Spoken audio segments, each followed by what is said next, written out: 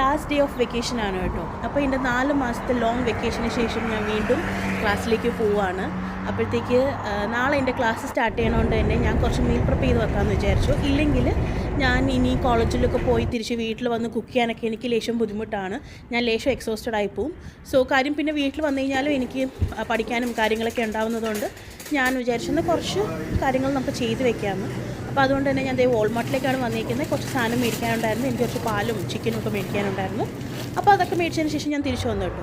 അപ്പോൾ തിരിച്ചു വരുന്ന വഴിക്ക് ഞാൻ ടിന്നിൽ കയറിയായിരുന്നു. കാര്യം ഇന്ന് ചൂടാണ് ഇവിടെ. പിന്നെ അങ്ങനെയാണ്, ഇന്ന് ചൂടാണെങ്കിൽ നാളെ ഫസ്റ്റ് ആയിരിക്കും.